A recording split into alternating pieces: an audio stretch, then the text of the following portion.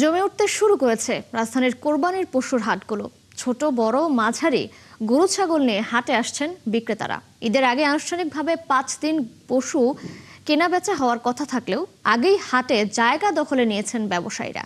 পুরোপুরি বেচাকেনা শুরু না হলেও হাটগুলোতে শুরু হয়েছে কোরবানির পশু দেখার উৎসব। মামুন হোসেনের রিপোর্ট। ঈদের আর মাত্র কয়েকদিন বাকি, এরই মধ্যে রাজধানীর পশুর হাটগুলোতে আসতে শুরু করেছেন বিক্রেতারা। তাদের আনা গরু ছাগল দেখতে ভিড় করছেন ছোট বড় অনেকেই।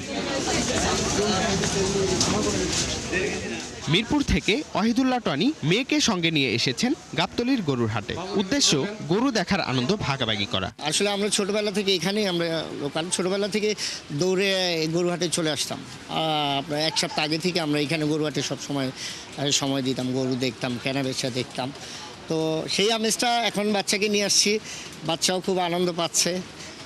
সেই ছোটবেলার কথাগুলো মনে পড়ে যাচ্ছে যে হ্যাঁ, একটা সময় আমরাও আনন্দিত হইতাম। তার মতো দুই ছেলেকে নিয়ে মোহাম্মদপুর থেকে এসেছেন শাকিল। তিনি জানান, বাসায় মোবাইলে গেম খেলার চেয়ে সন্তানদের হাটে এনে বাস্তব অভিজ্ঞতা দিচ্ছেন।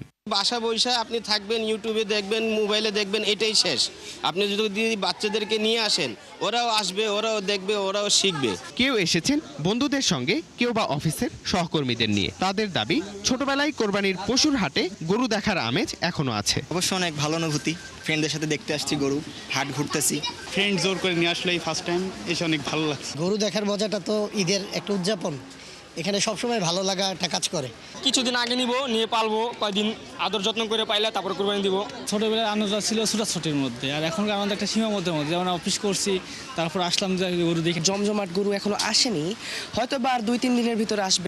এবার ঢাকার 2 সিটি কর্পোরেশন মিলে মোট হাট বসেছে 26টি। এর মধ্যে উত্তরে 13টি এবং দক্ষিণে 13টি হাটে চলছে পশু বেচাকেনা। বিক্রেতারা বলছেন, হাটে বিভিন্ন জেলা থেকে পশু আসতে শুরু করেছে। গোখাদ্যের দাম বেশি হওয়ায় গতবারের চেয়ে এবার দাম একটু বেশিই হবে বলে জানান তারা। গোছের দামটা তো বেশি, এবার 800 টাকা তো কেজি এইভাবেই করছে, এইরকমই আর কি। তা কেবল মনে করেন 2-1 করে আসছে আর কি। ওরা দেখছে, আমরাও দাম বলছে।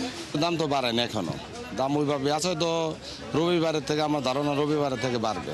ব্যবসায়ীদের আশা, আগামী সোমবার থেকে কোরবানির পশুর হাটগুলো পুরোপুরি জমে উঠবে। মামুন হোসাইন, 71, ঢাকা।